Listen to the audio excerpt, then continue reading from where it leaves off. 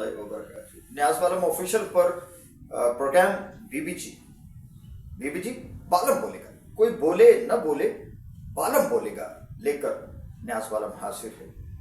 अब जानते हैं पाकिस्तान और वेस्ट इंडीज के माबैन होम सीरीज पर पाकिस्तान की सॉइल पर टेस्ट मैचों की 2 टेस्ट मैचों की सीरीज खेली गई। अब तो खेली गई कहूंगा मैं। पहला टेस्ट पाकिस्तान की टीम ने 123 रन से जीत लिया था। क्यों कि पाकिस्तान क्रिकेट बोर्ड ने थ्रू उनके चीफ सेलेक्टर और हेड कोच आकिब जावेद, जो कि अब पाकिस्तान में होता ये है कि किसी आदमी की अगर एक चाल कामयाब हो गई तो फिर, और बिलखुसूस जब से सैयद मोहसिन रजा नकवी पाकिस्तान क्रिकेट बोर्ड के चेयरमैन हुए हैं, पहले वहाब रियाज थे तो उन्हीं को होली सोली सब कुछ जो है वो तमाम इंतजामात और तमाम अयाशियां जो है उनको दे दी थी। अब आकिब जावेद इनके लिए निजात दहिंदा बन गया है, क्योंकि T20 वर्ल्ड कप के बाद जो हजीमत और जो शर्मिंदगी क्रिकेट बोर्ड को और चेयरमैन को बिलखुसूस थी, उसका सद्देबाब करने के लिए आकिब जावेद सामने आए। आकिब जावेद ने आके जनाब विकेट का बेड़ा गर्क किया मुल्तान की और स्पिनिंग ट्रैक बना दिया उसको, और ले आए नोमान और साजिद को और पछाड़ दिया इंग्लैंड को। गोरों को जब पछाड़ा बानिया ने क्रिकेट को, तो फिर चल सो चल जनाब आकिब जावेद ही हर तरफ हो गए, हेड कोच और टीम के साथ, और दौरा ऑस्ट्रेलिया साउथ अफ्रीका, मतलब आकिब हो रही थी, आकिब पीछा करने वाला। मगर वो जो बदनामी, वो जो रुसवाई लगी हुई है पीछे पाकिस्तान क्रिकेट बोर्ड की, पाकिस्तान की क्रिकेट के, उसने पीछा किया है। इसीलिए मैंने आपसे कहा है कि काबे किस मुंह से जाओगे, वहां तो गालिब थे, यहाँ आकिब ही कहना बनता है अगर जान की अमान पाऊं तो। शर्म चले इसको नहीं कहता मैं, क्यों कि ये हम पाकिस्तानियों को आमतौर पे कम ही आती है। इतना हम लोग जो है इस मामले में जरा पीछे रहने वाले हैं, इसके पीछे नहीं जाते हम, और वो भी हमारे पीछे नहीं आती। शर्म से हमारा कोई लेना देना नहीं। बहरहाल आज वेस्ट इंडीज ने 35 साल के बाद हमें उसी गड्ढे में लाके फेंक दिया जो हमने गड्ढा उसके लिए बनाया था।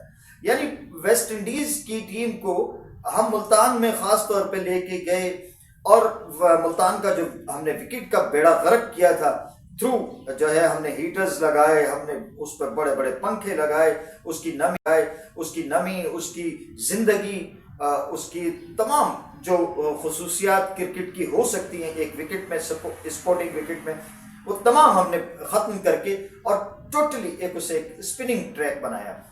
लेकिन क्या मालूम था कि ऐ मुसीबत अपनी गल पै जानी है, ऐ बदनामी ते असी पाना चाह रहे हैं दूसरे दे, मगर वो साढ़े मुंह ते कालट फिर जानी है। क्या पता था, क्या खबर थी तेरी महफिल से निकलना होगा। तो आज वेस्ट इंडीज ने हमें पिछले मैच में भी उनके, और देख लीजिए कि जोमल वरेकन उनके जो हैं, आपने ट्रैक बनाया था पाकिस्तान क्रिकेट बोर्ड के जिम्मेदारान ने हमारे नोमान और साजिद की जोड़ी के लिए, मगर इस सीरीज का जो सबसे ज्यादा विकेट लेने वाला वो जोमल वरेकन बन गया। यानी आपने जो आसानियां अपनों के लिए की, वो मुखालिफ ने उनको अवेल किया। जो बदनामियां आप दूसरे के लिए, मुखालिफ के लिए तैयार करके जाल बैठे हुए थे, उसमें आप ही के बैटर फंसे।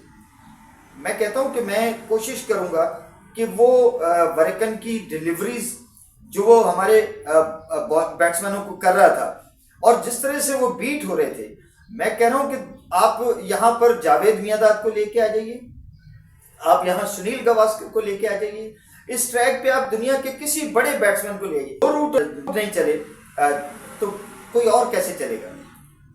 जो रूट इस वक्त दुनिया क्रिकेट का बेस्ट बैटर है, वो इंग्लैंड की टीम का हिस्सा था, जिसको आपने 2-0 जो है वो मुल्तान की जगह पे आप पिंडी में जीत के आए थे, मुल्तान में आपको 2-0 से आपने यही विकेट बनवा के आकिब जावेद साहब ने और उनको यहाँ घेरा था।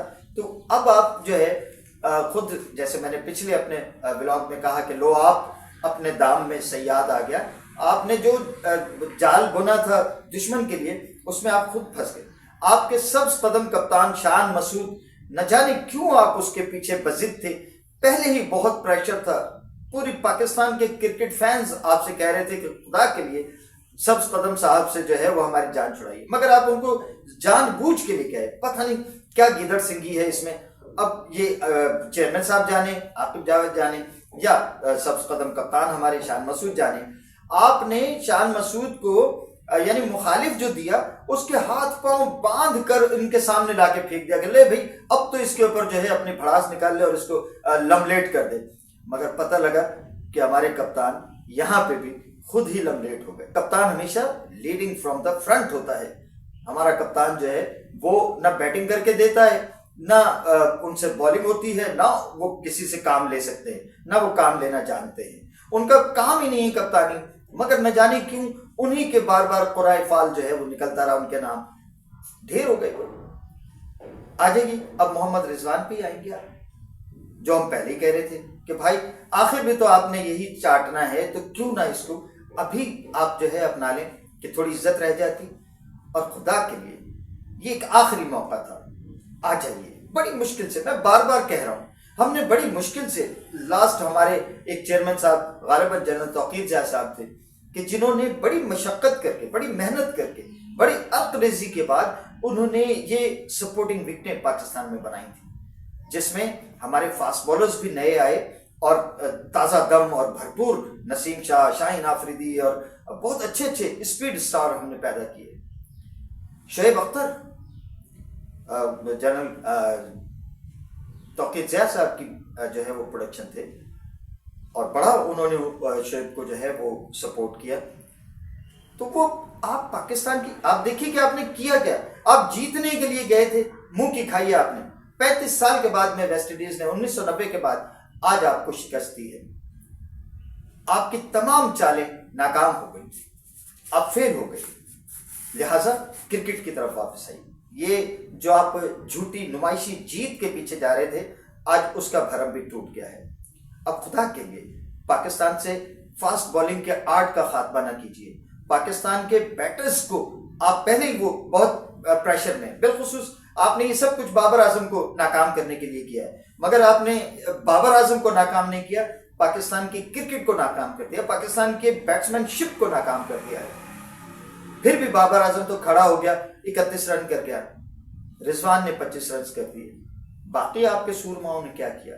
कर ही नहीं सकता कोई। मैंने पहले ही चैलेंज किया, इसी ब्लॉग में आपको चैलेंज किया कि इस विकेट पे आप दुनिया का बड़े से बड़ा एक्सपर्ट बैट्समैन ले आए, माहिर बैट्समैन ले आए, नहीं कर सकता। जहां 1.5 गज ब्रेक हो रहा है, क्या करेगा कोई वहां बैट्समैन?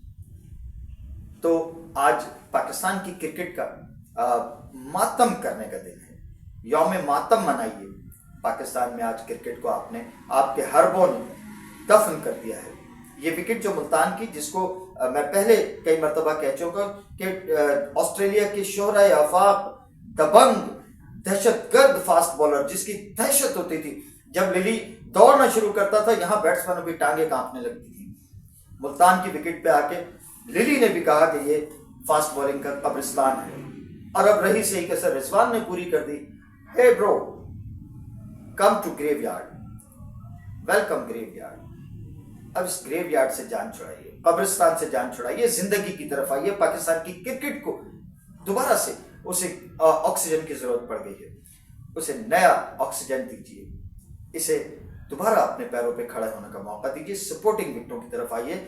आपको आज जो जिल्लत हुई है, मेरा ख्याल है आज भारत में तो जनाब शादियां बज रहे होंगे, भंगड़े डल रहे होंगे, वो तमाम अपना जोर लगा के आज पूरा मीडिया, आज आपकी जग हंसाई हो रही है, पूरे जग में लोग आप पे हंस रहे हैं। बेबी जी, बालम बोलेगा, कोई बोले ना बोले, बालम बोलेगा। इजाजत दीजिए, अल्लाह हाफिज। पाकिस्तान जिंदाबाद।